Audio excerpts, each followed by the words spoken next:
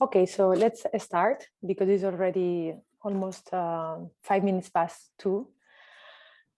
So welcome everybody to this parallel session. As I said, one of the latest session of the Energy Modeling Platform for Europe 2021. This parallel session number 12 is titled Environmental Assessment for Energy Modeling and Policy. If we can go to the next slide. Well, the idea is we're going to be sharing the program in few minutes, but the idea is we have this time slot to discuss how environmental assessment can or is being included in energy system optimization models. We have a quite interesting program. This session is chaired by myself. I'm Laura Talens-Peiró. I'm a researcher at the Institute of Environmental Science and Technology of the Autonomous University of Barcelona, and Dr. Cristina Madrid López. She's the IP of the Sentinel project at ICTA UAB, and she's going to be also presenting part of the advances that we have been done in the past years in the Sentinel project. Okay, so let's start with the program. Let me share with you what's the plan for this last session. We're going to have first the welcome, as I am already explaining, and then we're going to have 3 presentations about 3 environmental assessment approaches that are suggested by different researchers across Europe. We're going to start first with the PhD candidate Agnès Beltramo from KTH, the Royal Institute of Technology, and she's going to be presenting the global least cost user-friendly CLIO open source explanatory model, glucose. We're going to follow with Dr. Romain Saki. He's going to be presenting today coupling global energy system models with life cycle assessment. And we're going to close this session of modeling with Dr. Cristina Madrid López. She's going to be presenting how clean is our clean energy system, the bias package as complement of energy system optimization model. Once we finish these presentations, we're going to follow up with some very short introduction by Dr. Madrid López about the Open World Cafe discussions. We're going to be split up in 3 groups. And we have, as you can see here in the slide, 3 main questions to discuss and debate. The idea is you can join one of these discussion groups and then interact with the other participants, sharing your views and your ideas on these 3 topics. We will close, of course, with a wrap up and with some discussions about the next steps. Okay, so now I would like first to start presenting our first presenter. Her name is Agnès Beltramo. She's a PhD candidate at the Division of Energy Systems at the KTH Royal Institute of Technology in Stockholm, in Sweden. Her research focused on analyzing the impact of open source tools and open data on supporting effective capacity building efforts for long-term sustainable resource systems planning and informing policy and decision-making processes in developing countries. Previously, she gained experience in integrated resource system modeling by working on further developing and enhancing the glucose model that she's going to be talking in a few minutes. In addition, she worked on the development of training material on energy and resource system modeling using the open source energy modeling system, Osmosis, and the Climate Land Energy and Water System Framework, CLIOS. She also conducted capacity building activities focusing on the same topics. Just to mention that during previous job experiences, she supported the organization of energy planning and capacity building programs of the International Renewable Energy Agency, IRENA, using the message tool. And she also analyzed the impact of electric vehicles charging patterns on the integration of curtailed variable renewable energy in the Netherlands as part of her work at the Joint Research Center of the European Commission. So I led you with Agnès Beltramo, and I hope you enjoy the talk. Thank you, Agnès, for being today here. So the floor is yours. Thank you, Laura, for this nice introduction. I'm just going to share my screen so that we can start with the presentation. And I hope everybody can see my screens. And good afternoon, everyone. So as Laura has already nicely introduced, today I will going to talk about the global least cost, user-friendly, GLUE's open source exploratory model Glucose. As a premises, I should say the first version of this model sort of comes from around 2012, when it was developed and featured within the UN Prototype Global Sustainable Development Report as an example of a model that could complement the discussion on the formulation of the Sustainable Development Goals and help in bridging the gap between science and policy. And the model has been later on updated and refined, hopefully, and better aligned with other major integrated assessment models as part of the SIM4Nexus project funded by the Horizon 2020 program. And then has been released this year with a related peer-reviewed publication. And So the Glucose model was developed with a specific focus and scope in mind, and to offer a complementary integrated assessment model that is simple, modular, and flexible, that is easy to understand in its structure, and that does not require high computational efforts, so that it's fully open and accessible from source to solver and easy to uptake from different interested parties.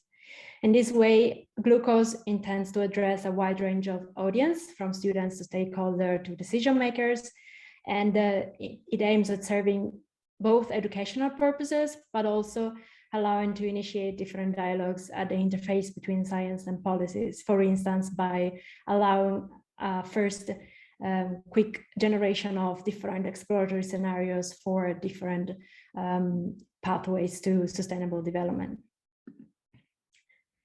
The Glucose model has been developed using the open source energy modeling system Osmosis, which is maybe already familiar to some of you. Osmosis is by nature quite modular and flexible. It was developed initially for energy systems modeling, but has been later on adopted also for modeling of other resource systems. It operates by computing the least cost system configuration for a time frame of typically decades. And it is available in several programming languages and can be used with a variety of solvers that can be both open solvers like CBC or proprietary and more performing solvers like Gurobi or Ciplex. And just to highlight, talking about the flexibility of Osmosis and how an energy system models end up being used for integrated resource systems modeling. Here is these slides intends to show how the flexibility of Osmosis work and how and why Osmosis can be applied to different resource system modeling. As you can see here, every single element or technology that build up an Osmosis model is defined in a very simple way that intends to be sort of not technology specific and requiring data that can be somehow characterized for different type of sectors and different type of technologies, not necessarily of the energy sector. Glucose was also developed using the Climate Land Energy and Water System analytical framework as a starting point. The CLUES framework was developed to identify first and then investigate and assess the interlinkages between different resource systems. And the aim of CLUES is to support the decision makers in the development of integrated planning and cross-sectoral policies in support of sustainable resource management and development. And the need for integrated planning is particularly linked to the sustainable development challenges where cross-sectoral and cross-systems impacts become more evident and concerns are rising more interwoven. And as I was mentioning before, the original Glucose model was developed exactly with these concerns in mind. And now coming to the actual details of Glucose, the model structure can be summarized in the figure here.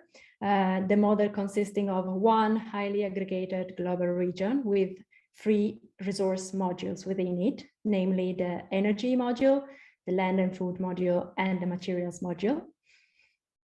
It operates, since it's based on osmosis, the model itself operates by computing the least cost mix of technologies and resources needed to satisfy the final demands that are defined exogenously in the model.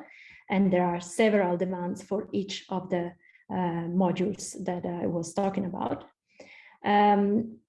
And just to sort of point out, the water sector is currently only represented in glucose by accounting for the water consumed across the system in the different transformation processes that are represented in the model. And the greenhouse gas emissions in glucose are accounted for at the resource level, as can be seen by the black clouds here. And they are based on the type of materials and all fuels required for the integrated system to function and to accommodate the demand. And to go more in detail, here is about, it's described the energy module that is currently the most detailed module in glucose in terms of both technological options and demands. And it is the most detailed one, mainly because currently the provision of energy services is still responsible for the majority of the greenhouse gas emissions worldwide. The module covers three main subsectors that are namely the electricity, the heat, and the transport sectors, for which there are corresponding demands defined exogenously, as I mentioned before. The energy module includes a wide range of energy technology options, including current and conventional options such as CCS technologies that are made available to the model for exploring their potential relevance for future investments and development pathways. The land module here is represented by 6 land categories that are aggregated by different uses, which are namely agriculture, forest, and other land. The land module is driven by the final exogenous demand for food. And this module is responsible for representing the linkages between land use, agricultural production, and biomass production for different energy or food and material purposes. And the land module also provides the only natural source of carbon sequestration available in the model, which is represented by the forest land.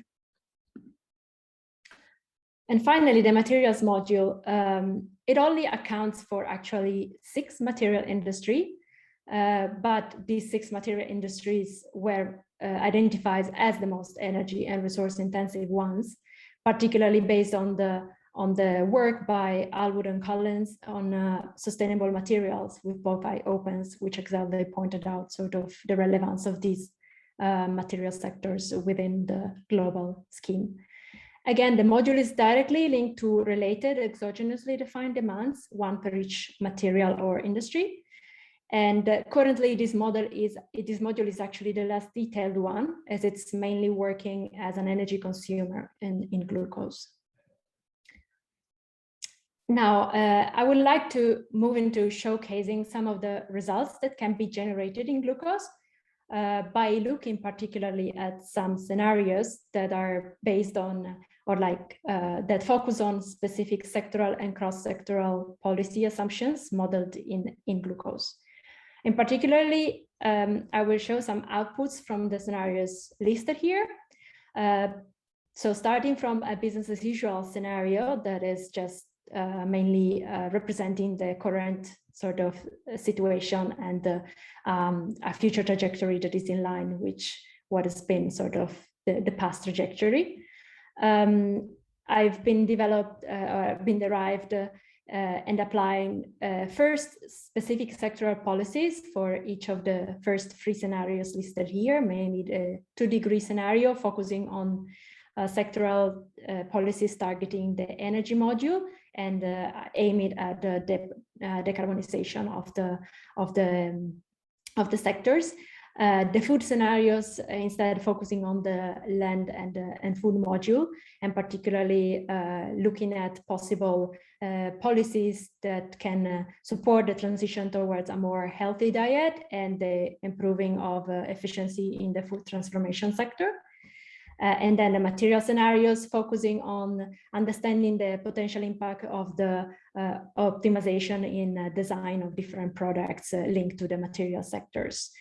And then the final scenarios aims at sort of showing how a combination of the previously defined sectoral policies can potentially generate benefits or downsides to the overall sector. So how cross-sectoral policies can maybe provide an additional help in the transition towards a more sustainable and less carbon-intensive system.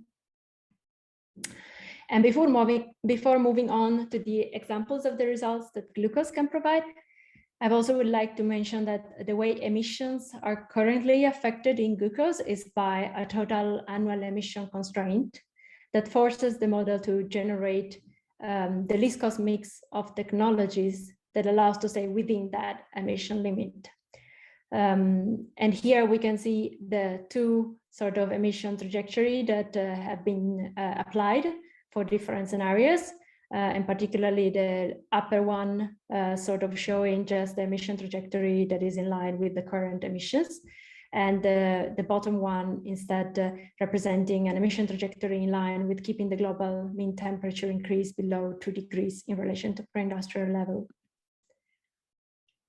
And here we have a first overview of the impact of the different policies on the energy mix and the need for the decarbonization of the energy sector. And I would like you to focus in particularly on the comparison between the 2-degree and the total scenarios that are both subject to the more stringent greenhouse gas emission cap that I showed before. It is interesting to see here how by 2050, and the impact of combined sectoral policies in the total scenarios seems to allow for a more diversified mix of resources and for a less drastic change away from the traditional fossil fuels technologies than in the case of the 2-degree scenario, and therefore also allowing for a bit of less dependence on the nuclear technology. And looking at the impact of the different scenarios on the land cover, here we can gain some insights regarding of why, of the reason of the results we were looking at for the energy sector, where more fossil fuels were still allowed in the total scenarios in 2050, despite the same emission cap applied to the system as in the 2-degree scenario.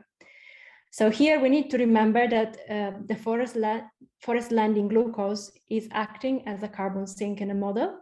And here we see that the food policy applied in the food scenario and also in the total scenarios as a result, and that aims at transitioning towards a more healthy diet based on less animal proteins intake and more plant-based food in combination with more efficient crop transformation processes, allows by 2050 to reduce the need for agricultural land in favor of more land being allocated to forest land and to the absorption of CO2. This results in the model being able to still opt for a larger amount of emissions from other sectors in the total scenarios, while at the same time staying within the boundaries and the constraints applied for the total greenhouse gas emissions. And here, finally, we look at the material sector. And again, we can see how working on different fronts and sectors within the system at the same time can help increasing the system flexibility and sharing the burden of reaching the emission targets faster or more easily via a more sustainable path. In this case, the more efficient use of materials linked to the optimized design of products simulated in the material sector seems to allow for up to 20% reduction in final energy used by the materials industries by 2050, which also reflects in the total scenarios since it provides the combination of all the different sectoral policies at the same time. And this was hopefully a nice overview of glucose, but if you want to know more about this model, there is a dedicated paper, as I was saying before, and a related GitHub repository where the model is made available for everyone to access, use, and modify. And with this, I think my presentation is ended, and thank you for listening.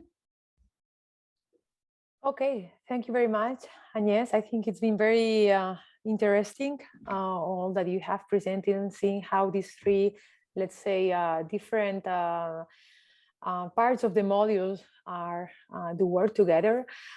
We have just a couple of minutes for 2 short questions. I'm not sure if anybody in the audience is interested of doing or formulating any question.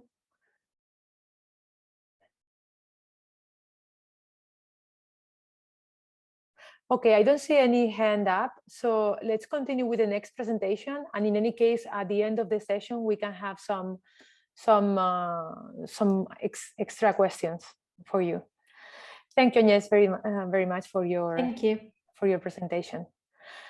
Okay, now I would like to introduce you our next speaker. His name is Dr. Romain Saki. He has been a postdoctoral researcher at the Paul Scherrer Institute in Switzerland for 2 years. His main interest is in developing tools to produce prospective life cycle assessment databases. He also develops prospective life cycle assessment models for conventional and electric mobility of all kinds. And before that, he obtained a PhD from Aalborg University in Denmark, where he also worked in the cement industry for more than 6 years, applying the concept of life cycle assessment to industrial symbiosis. So welcome you, Romain. I hope you... Thank you. Okay, great having you here. Thank you very much for your availability and your interest. Maybe we can try to share your screen. See. Yes. Coming right up.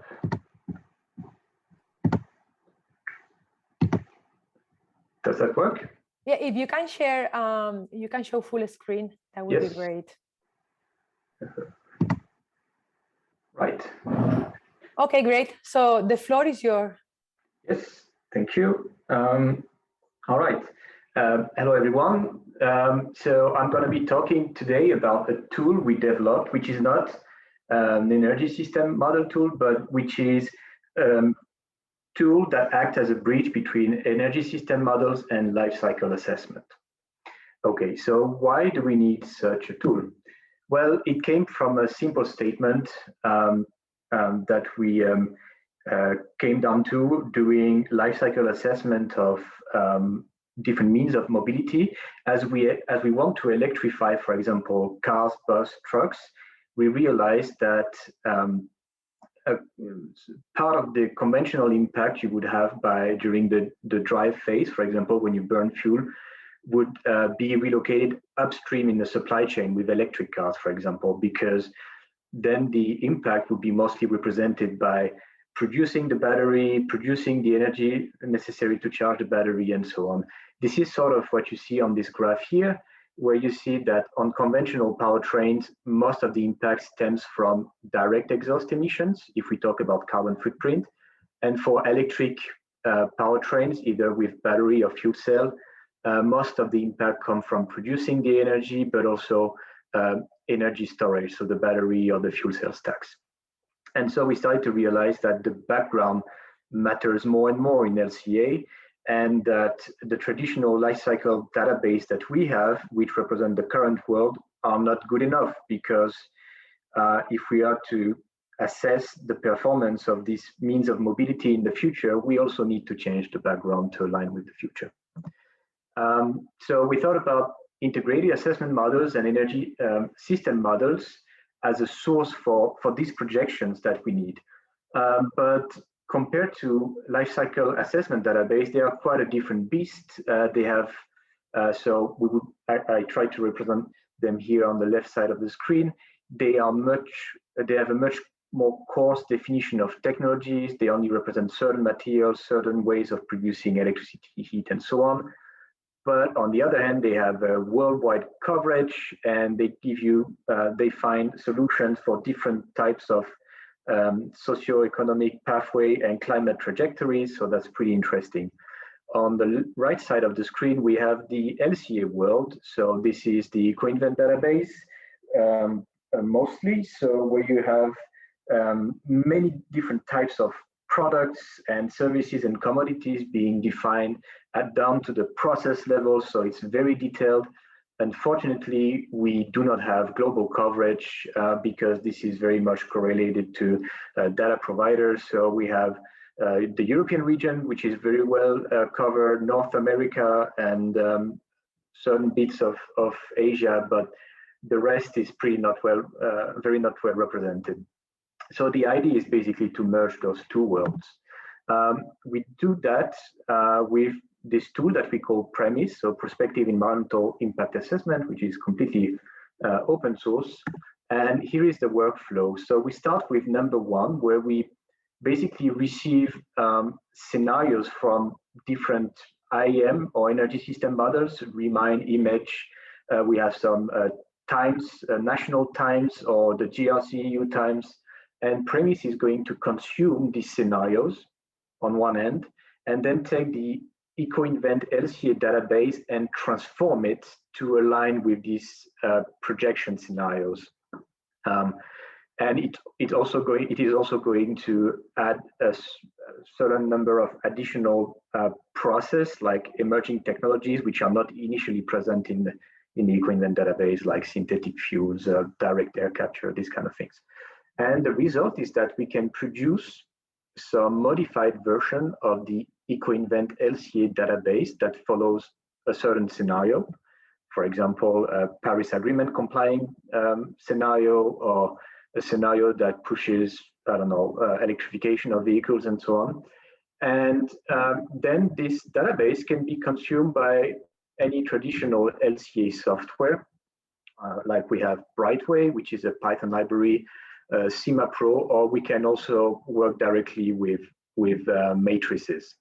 And then the idea on the long term is to produce a number of LCA indicators for certain products, like extraction of steel or vehicle kilometer, like thousands of different indicators in terms of fine particle formation, eutrophication, and so on, and feed this back into the IEM, so that to produce scenarios that not only try to optimize energy use or CO2, but maybe try to minimize formation of fine particles, for example, and still be in line with the Paris Agreement, or these kind of things. All right, so what does PREMIS do right now? So as I said, it will take in the IEM or energy system model output file, and will apply a certain number of transformation on the LCA database. So for example, here is a list of some of the transformation it does.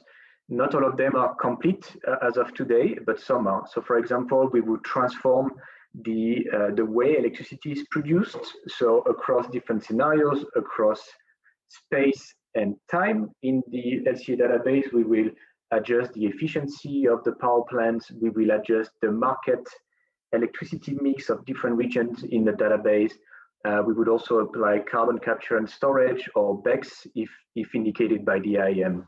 Not all IEM use BECCS, but some do. It would also create new fuel markets in the database. We would add synthetic fuel, methanol, biofuel. If indicated by the IEM, we will create new fuel markets, and these fuel markets will be relinked to all the activities that consume fuel in the database. We would also go into each of these activities that consume fuel and readjust CO2 emissions of biogenic versus fossil, depending on the fuel mix upstream. We also adjust the efficiency of a certain number of industries, like steel production, cement production. We apply CCS if necessary, and we recreate new market for steel, market for cement, etc. We adjust the efficiency of solar PVs and wind turbines, because this is quite important. In some of the climate ambitious scenarios of IEM, they rely a lot on wind and solar panels. So if you don't adjust the efficiency of the dataset that are originally in EcoInvent, you're very much off the mark. The IEMs give us representation of the fleet, of different means of transport. So we create new cars, new trucks, new buses, new two-wheelers, and we, of course, relink that to all the activities that consume transport services in the database. We also align the markets for biomass to indicate how much of the biomass comes from purposely grown forest, how much is residue, etc. And we also include all the data sets necessary for a hydrogen economy, so pipe transmission by pipeline, ship, etc. In case the IAM indicates extensive use of hydrogen in some industry or transport. Basically, all of this amounts to some matrix manipulation where we have originally the co-invent database on the left, and then we enrich it or increase its size and add new production activities representing emerging technologies.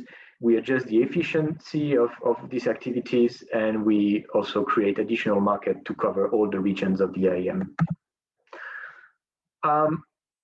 What for? Well, to come back to my initial slide at the beginning, the idea is really to, oh, sorry, I'm trying to minimize the, yeah. So if we come back to the example of an electric car, if we don't do this exercise of modifying the background LCA database, if we look at an electric car over time, we will see that its impact decreases over time, but it's only due to the improvement at the car level.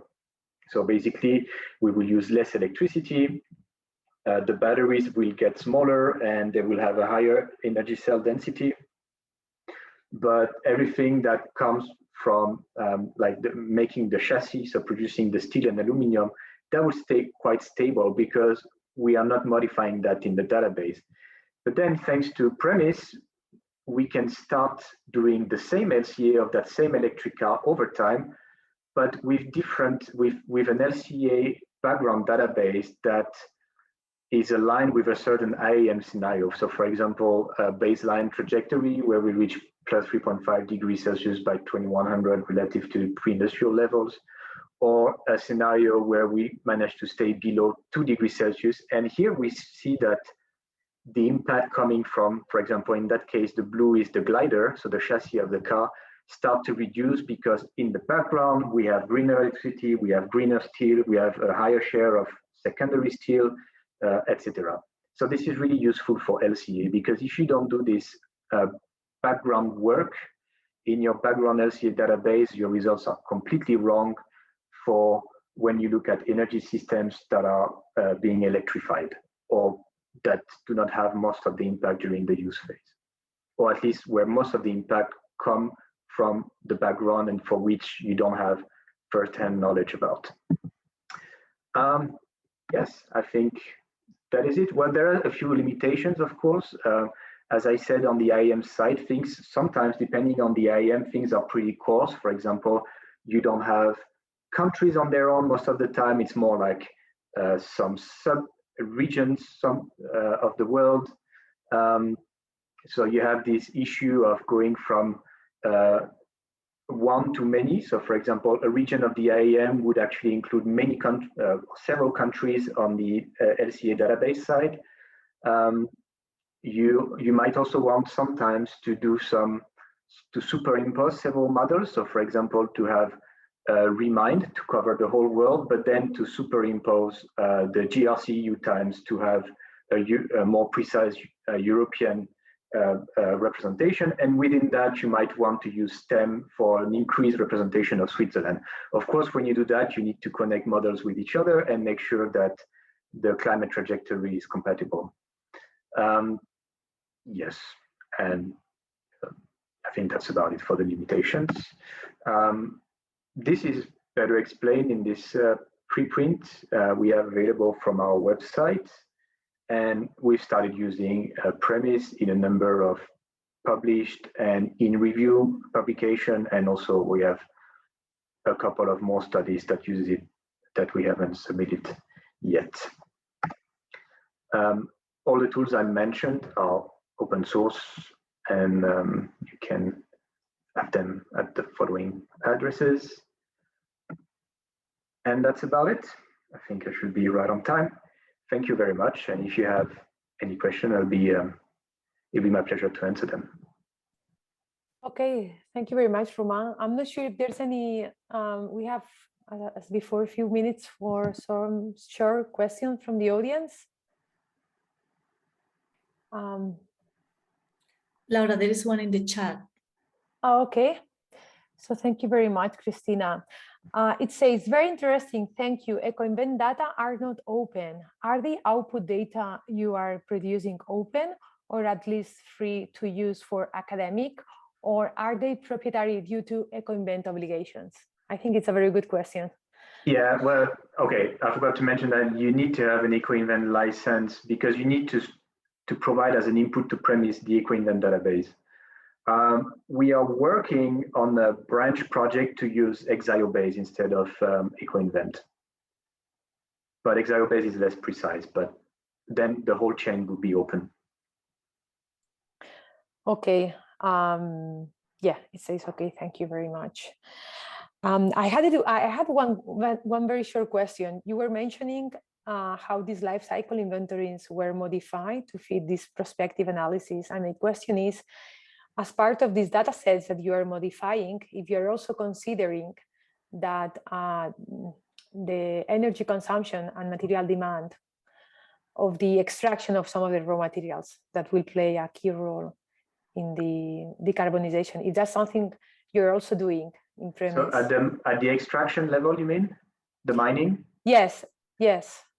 No, we don't. Actually, we only modify what the IEM tells us. So if the IEM doesn't give us any indication about the mining, the extraction, and the refining, we are not going to touch it.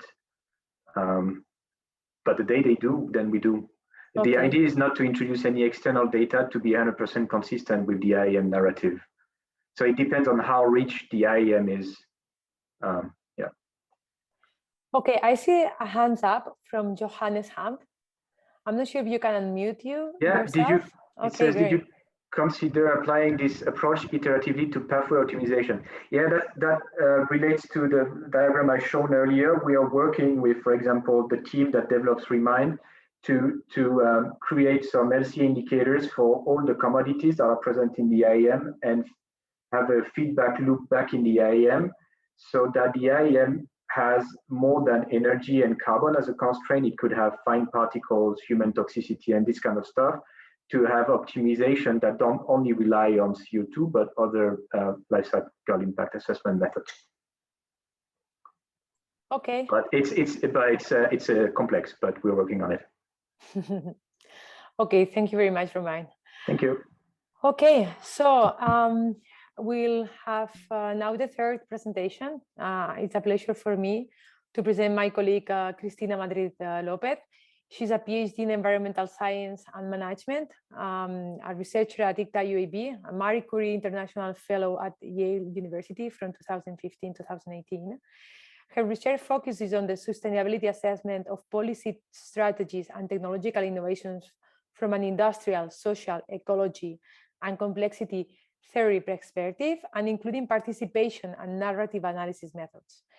Previous works have assessed the water footprint, the water metabolism of socio-ecosystem, and nexus trade-off of agricultural production and natural gas extraction, with a geographical perspective in case studies like Spain, the UK, Poland, and the UE, India, Mauritius, South Africa, Ecuador, and the USA.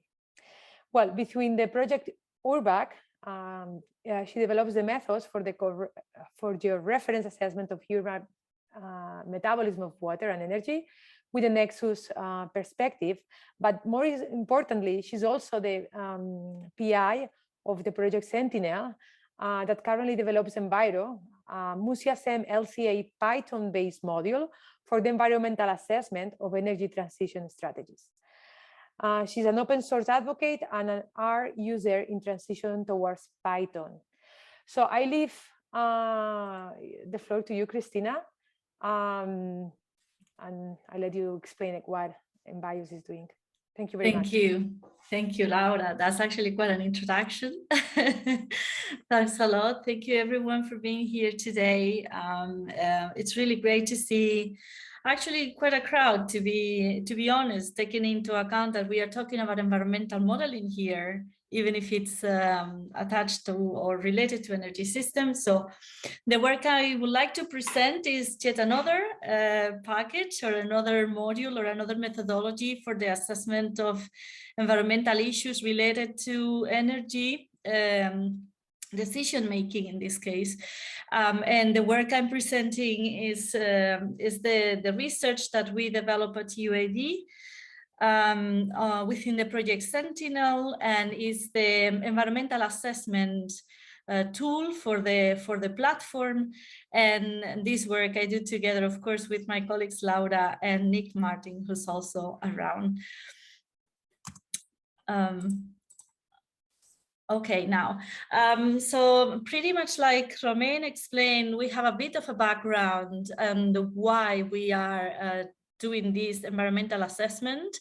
And that comes actually from part of the work we developed with some other colleagues of the project in our work package 1, in which we study the needs of this energy decision makers or energy related decision makers. And the first priority that came was the impact on the environment and natural resource use. And we think a little bit about it, we see that climate change actions or policy are kind of pushing energy modeling towards defining clean energy systems or clean energy pathways. And that makes our fellow modelers focus on greenhouse gas emissions, right? But then we can ask the question, is an optimized greenhouse gas emission energy system sustainable? So then we track a little bit, and as you see, this is for the Sustainable Development Goals, how they are connected. You can see in the bigger cycles, objective 7 related to energy, how this is connected to access to water, access to food, biodiversity conservation, and many others. And that's why we created EMP-E to try to fill that gap of information that policymakers have regarding or when they are facing decisions about the sustainable energy transition, right? And that's actually how our project is called. So EMP-E is a methodology, and it has a related Python package in which the results coming from different energy models. In this case, I just represented Calliope and Energy Plan, which are 2 of the models included in the Sentinel platform. So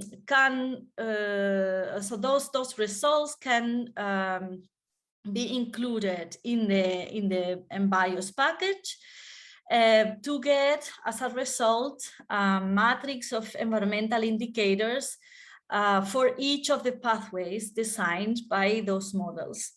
So imagine if we have 1 pathway coming from Calliope and 2 pathways coming from Energy Plan, at the end we have a set of a CSV file where you can get all the information included for the total of the pathway defined, but also for each of the technologies.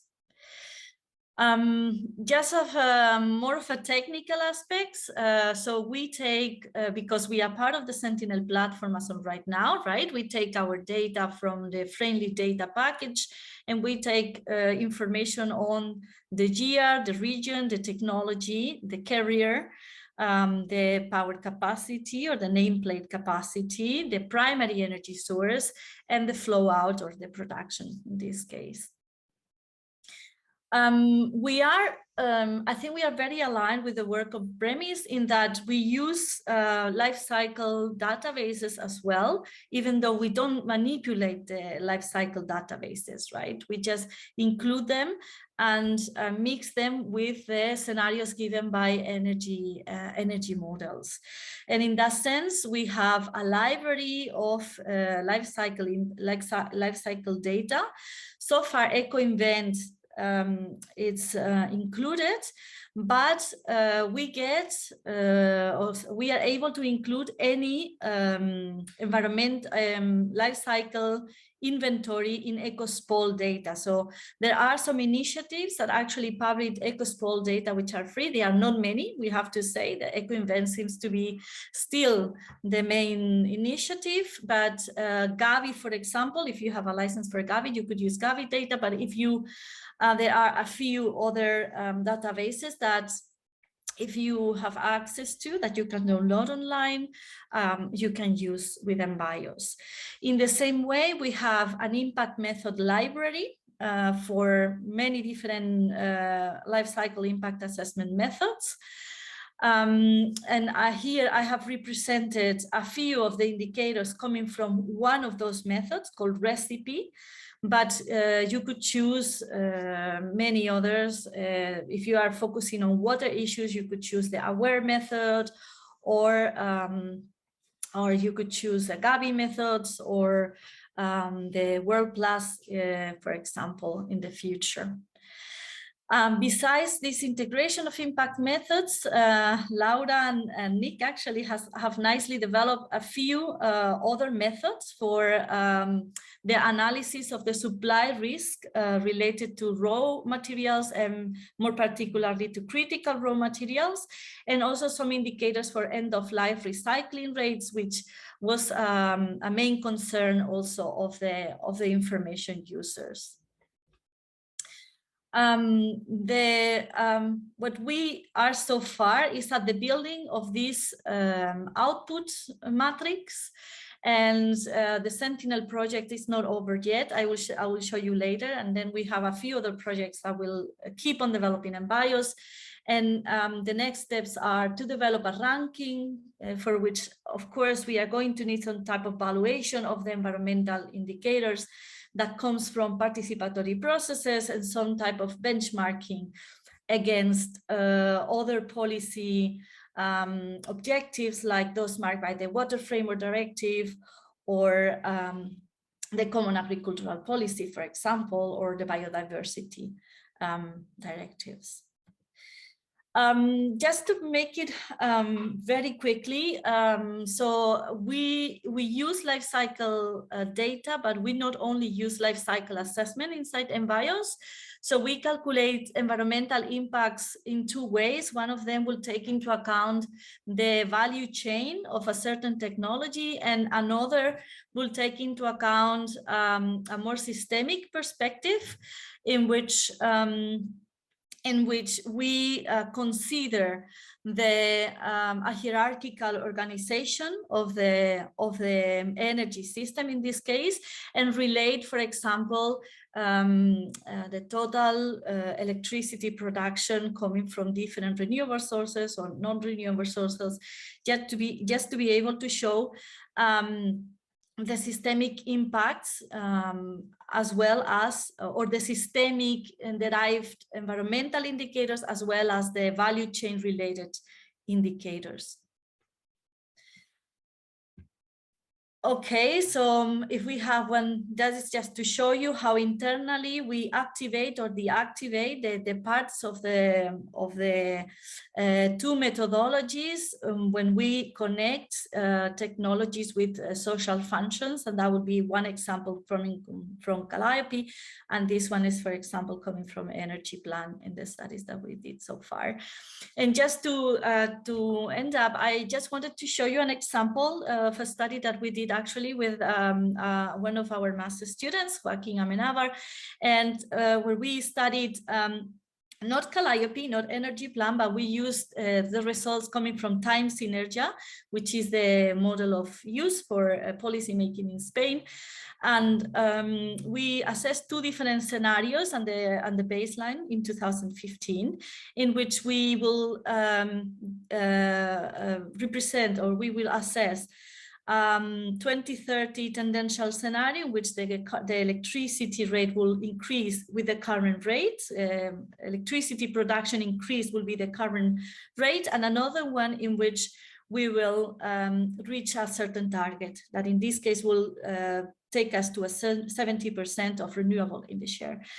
I'm just showing you one of the indicators, which is for global warming potential, because this is the one that, as I mentioned before, or at least some components of these indicators are the ones that are optimized or are used as a constraint usually in energy model. So of course, what we get is that the global warming potential for the target scenario is much lower. Because we are assessing the value chain of the scenario. In this case, we see this green area here that is due to the incremental infrastructure that we need to supply this scenario. And then we observe that, of course, is bigger in the target scenario than in the tendential, just because the target scenario has a higher percent of renewables, so we need to build more. So that until here, everything makes sense. Now, the problem comes when you assess some other environmental indicators, like, for example, mineral resource scarcity. And then we realize that for the target scenario, we have almost 3 times as much mineral resource scarcity that for the current situation. And that will not be, we check where this is coming from. And of course, this is coming from the infrastructure, the new infrastructure that is going to be built in that scenario for solar photovoltaic, thermosolar, and wind power, and a few more from hydraulic. What is the problem of this situation, and why it's important that we get to know this in energy modeling is that this is a map done actually by our colleagues at JRC, in which you can see where critical raw materials are coming from. And you see countries like the Democratic Republic of Congo, China, Morocco, or Chile for lithium in this case, and realize how external our dependence from mineral resources is, for example. And the problem is that when we try to model the energy system, we read news like this about Algeria and Morocco having discussions about the gasoduct in the moment, which is affecting Spain seriously in the gas supply and gas prices. However, we don't pay that much attention into news like this one, which was earlier this year, about the US facing a battery shortage because of a lithium supply. So the take-home message would be, if we are modeling our clean energy systems, only taking into account greenhouse gas emissions, we might find ourselves in the future having an energy system which is actually not feasible in some other terms, water use, land use, or we will be increasing our biodiversity loss. So just to end, a little bit of the road ahead that we have. So as of today, we have an alpha version of the software, and we are testing that with the results coming from our colleagues in the Sentinel project, more concretely to case study from the European Union, and some other case study for district heating coming from our colleagues in Aalborg and Energy Plan. And right now we are friendly data dependent for translating your results into the inputs for MBIOS. By May 2022, we hope to have the beta version. So we are testing, and we are very welcome anyone who wants to contribute to that.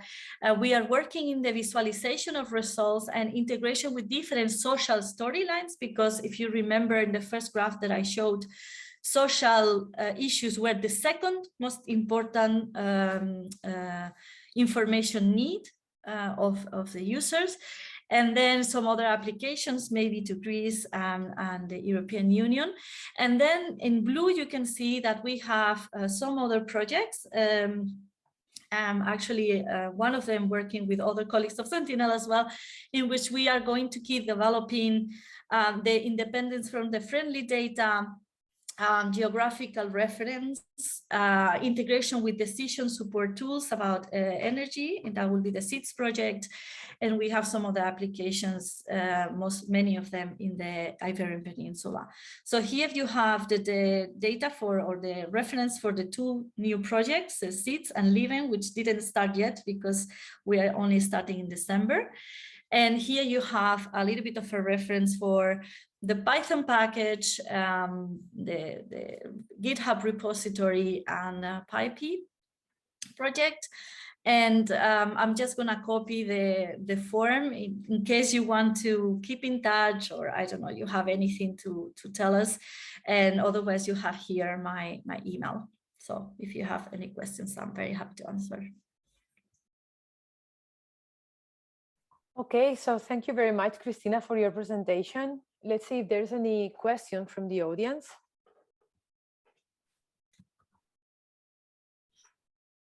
Just a few more seconds. Okay. As I see no questions, maybe we can just continue with Actually, I have one, if it's possible. Yeah, sure.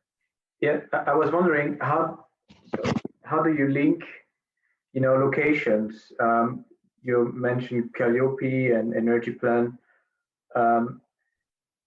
Do they use certain regions or locations, and how do you link that to EcoInvent to know where the proper data sets to use and things like that? So far, so far, Romain, what we do is each region is one run. Okay. And then we adjust the EcoInvent if we have the data, right? We adjust a little bit the parameters for the region, for the actual region. So one region for us would be just one run of EMBIOS. We, as of right now, we don't have a geographical reference within the model, right? That is what I commented. That is the next thing that we are doing in 21st, 24. That is what the next projects are about. So far it's a little bit manual that we will have to change it. And we are hoping to integrate that and automatize that within the next 3 years. Okay, thanks. Okay, thank you, Romain. Any more questions from the audience? Please feel free and unmute yourself. And I would like also to ask if you have also any questions regarding the presentation we had before, either from Agnes Beltramo, talking about glucose, or even to Romain Saki. You can also make them.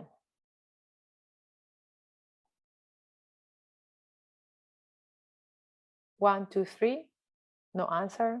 Okay, so let's continue now with Cristina, with the introduction to the Open World Cafe discussion. I know you have you have been preparing some exciting discussions and some material, so I let you explain exactly what are the next steps of the session. Thank you.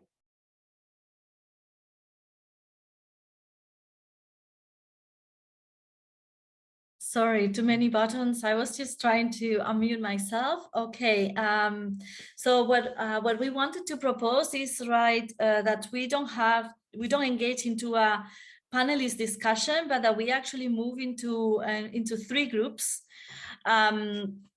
One of them we would like to discuss, or we propose to start a discussion on what other environmental information do you miss that we present, apart from the ones that we presented here, right?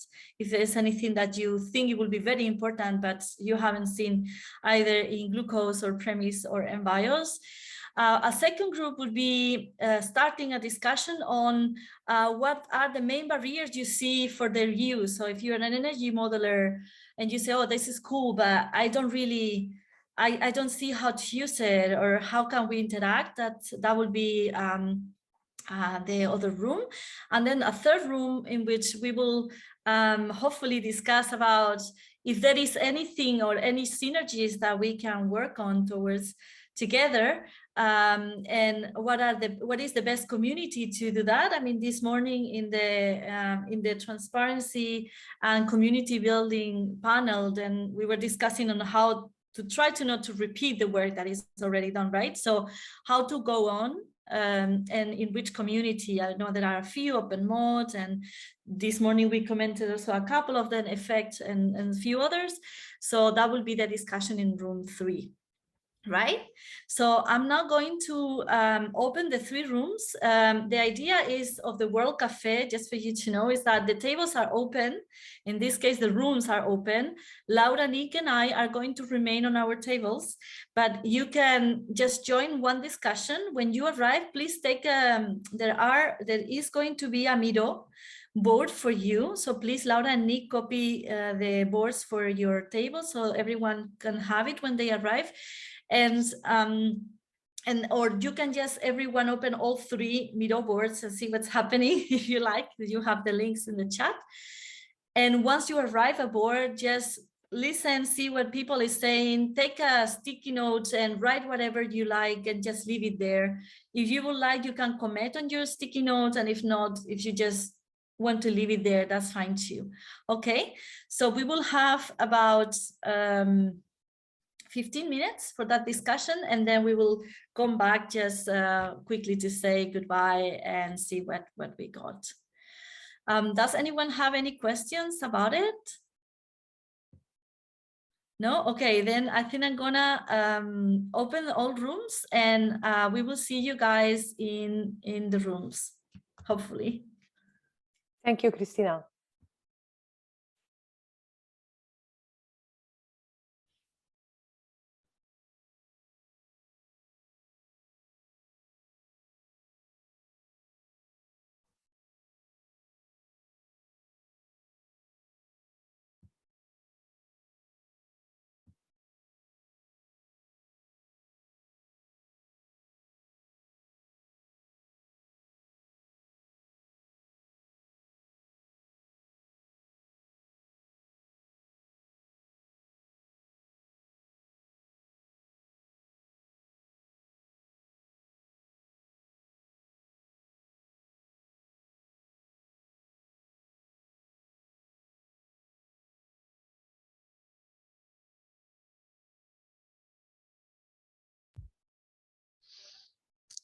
Hello. So everybody's in breakout rooms. I was just going to stay out in case there was anyone left. But if you go in the breakout room button on the bottom. I'm looking at it now. Thank you. Perfect. I'm just choosing the one. Thanks.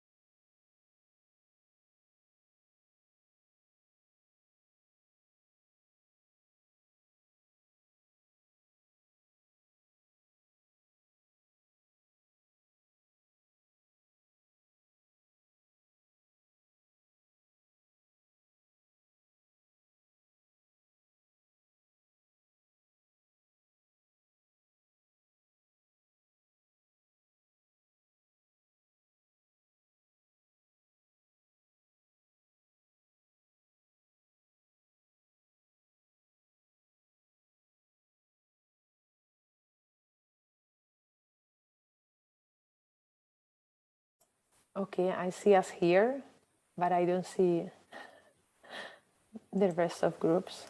I'm not sure exactly. Oh, we can just keep talking and wait for them. Yeah, indeed. I'm not sure exactly.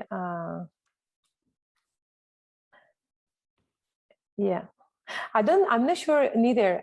Johannes, maybe you want to join the community building group, because they're discussing about yeah, how they can introduce some of the work we are developing in these models to the energy modeling community, and I'm sure you'll be probably interested to follow that discussion. Do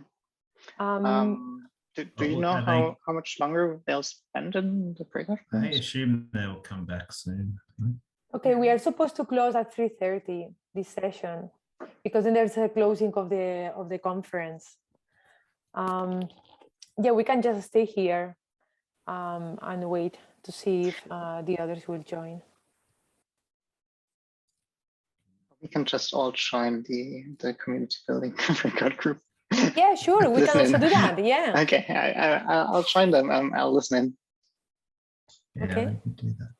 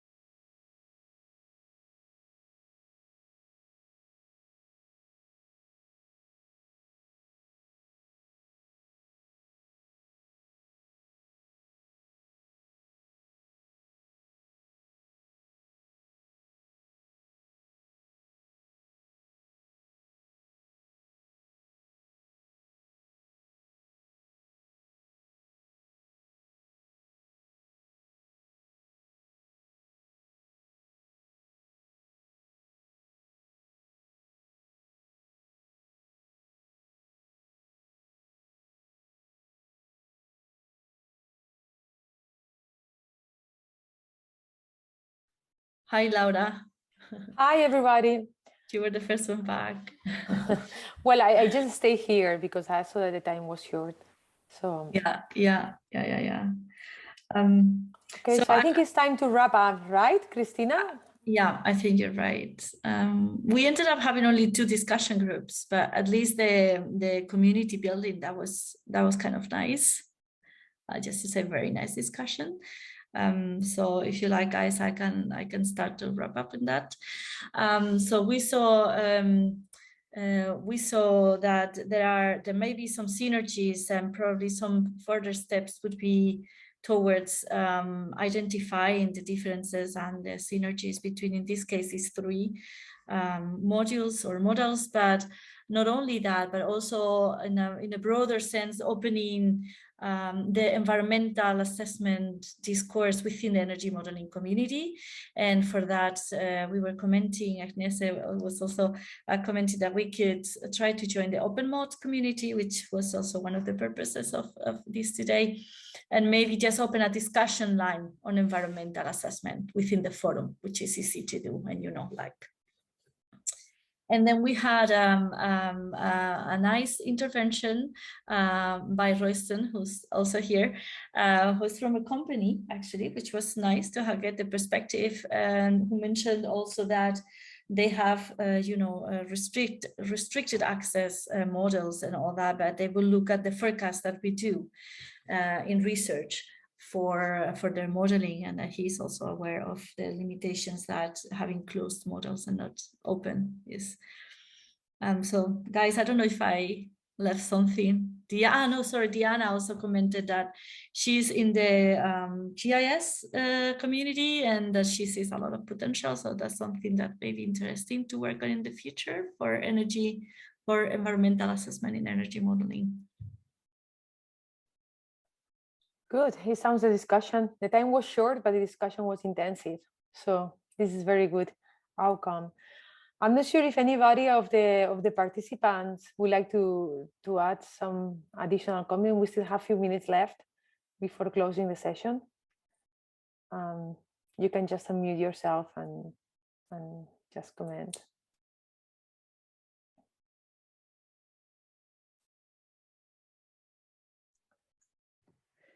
Maybe I wanted to add, just before we went back to the main room, that the discussion was about looking up to the outputs of energy models to,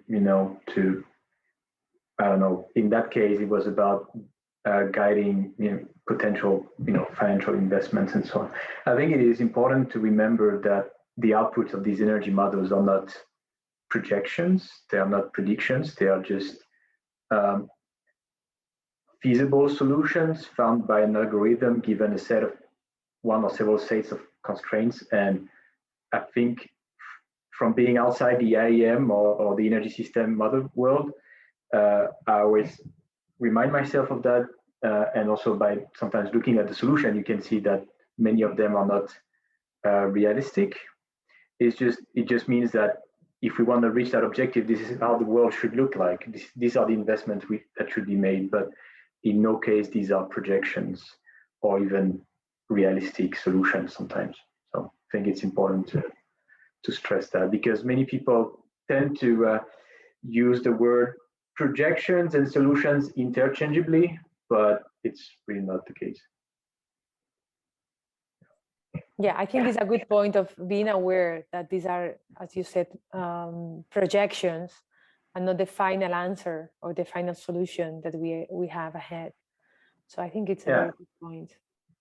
And it doesn't mean that because we have a net zero, because a model managed to find a feasible solution for a net zero scenario, it doesn't mean that this scenario is going to realize, or vice versa for a baseline scenario, things like that. Also, I mean, these models, they also take some shortcuts, right? What kind of energy vectors can be consumed by what kind of consumers? Sometimes some models say, well, energy is energy, doesn't matter the form, right? Whether it's solid fuel or liquid fuel.